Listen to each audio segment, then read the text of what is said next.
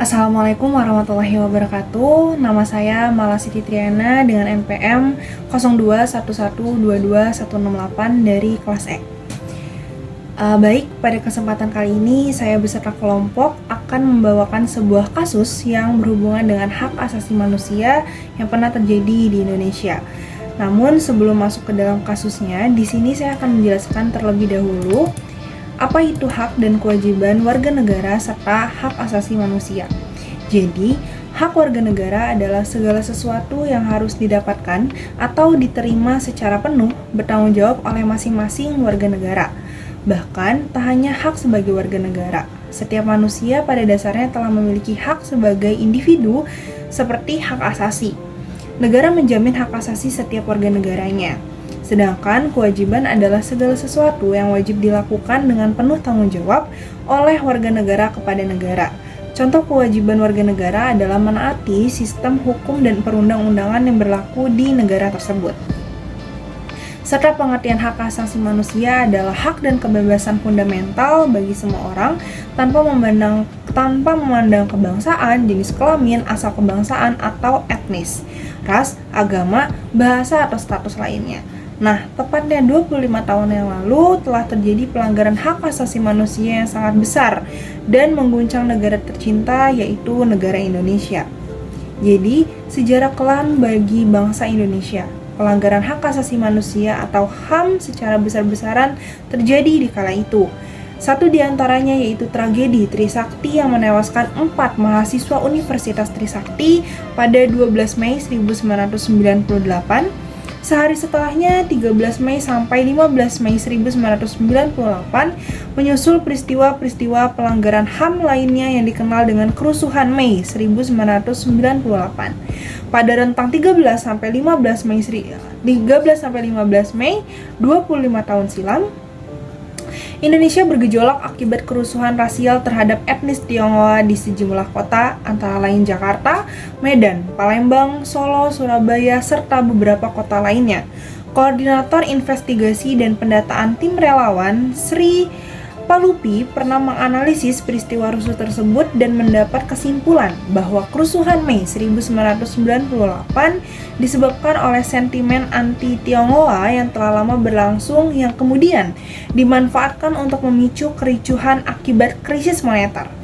Saat itu beredar tuduhan bahwa etnis Tionghoa penyebab krisis moneter. Provokasi tersebut disebarkan oleh beberapa jenderal yang tidak memiliki hubungan dengan perekonomian. Tuduhan tersebut didasarkan pada informasi palsu bahwa etnis Tionghoa melarikan uang rakyat ke luar negeri dan sengaja menimbun sembako sehingga rakyat Indonesia kelaparan dan sengsara. Apalagi jika dilihat secara materi, perekonomian etnis Tionghoa yang stabil dan strategis serta dinilai lebih sukses. Hal tersebut semakin memperkuat kebencian masyarakat pribumi terhadap keberadaan etnis Tionghoa tersebut.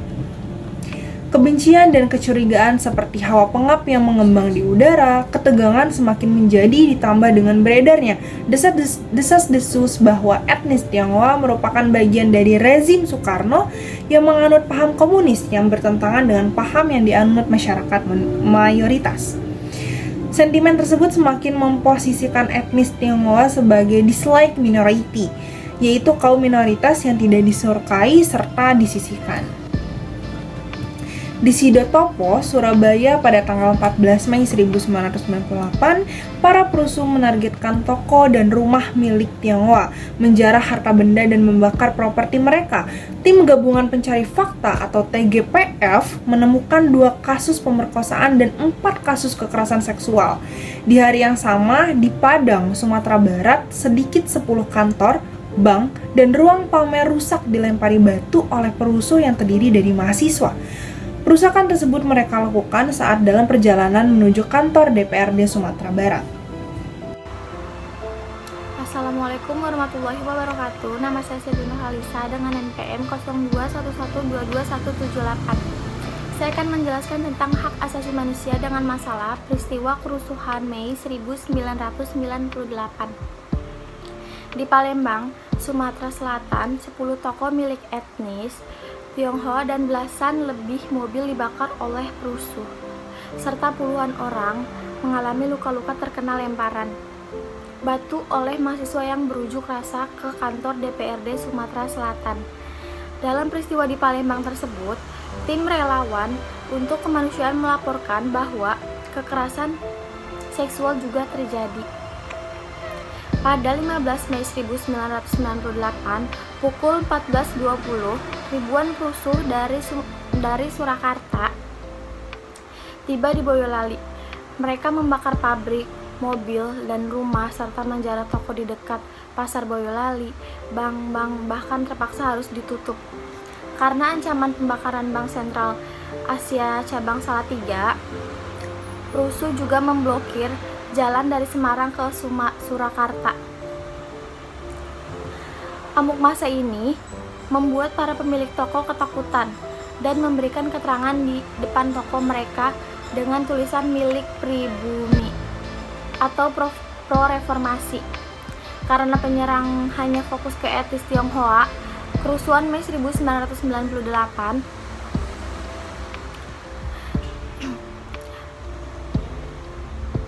merupakan peristiwa memilukan bagi etnis Tionghoa di Indonesia. Toko-toko dan rumah mereka dijarah, dibakar, dan bahkan dihancurkan. Lebih dari itu, pelanggaran hak asasi manusia berat terhadap wanita Tionghoa juga terjadi. Mereka diperkosa, dilecehkan, dianiaya, dan dibunuh. Seorang aktivitas relawan ITF, Nadia, menganalisis alasan wanita Tionghoa ditargetkan sebagai sasaran utama kerusuhan Mei 1998 adalah karena mereka lemah dan tidak dapat memberikan perlawanan. Assalamualaikum warahmatullahi wabarakatuh. Saya Parat Adriana, NPM 0211222174, akan menjelaskan tentang pengungkapan kerusuhan Mei pada tahun 1998. Pengungkapan kerusuhan Mei pada tahun 1998 secara tuntas merupakan utang sejarah bangsa Indonesia, karena pada peristiwa Mei 1998 telah menelan ribuan korban jiwa, mengguncangkan dunia dan mencoreng keberadaan bangsa Indonesia. Kejadian Mei 1998 sudah 25 tahun berlalu. Berjalannya waktu ternyata tidak membuat orang lupa dengan kejadian yang memakan banyak korban tersebut. Kejadian Mei 1998 ditempatkan pada sebuah titik sejarah hitam bagi perjalanan bangsa Indonesia. Korban berjatuhan dengan jumlah ribuan orang. Kerugian materi, fisik maupun psikis sama sekali tidak dapat dihindari. Indonesia porak-poranda setelah kejadian Mei 1998. Namun sampai saat ini tidak terungkap siapa dalang di balik kejadian Mei 1998. Kenyataan ini membuat banyak orang meluapkan opini mereka tentang Mei 1998 yang sampai saat ini masih dipertanyakan kebenarannya. Ketidakjelasan dalang di balik kejadian Mei 1998 ini membuat masyarakat, terutama keluarga korban, masih tidak dapat menerima dan terus menuntut ditegakkannya keadilan bahkan sampai setelah 25 tahun kejadian tersebut berlalu. Kejadian Mei 1998 terus mengundang pertanyaan di benak masyarakat. Hal ini membuat masyarakat semakin haus dan liar. Banyak gelembung-gelembung opini yang akhirnya muncul ke permukaan mengenai Museum Tragedi Mei 1998 di Jakarta.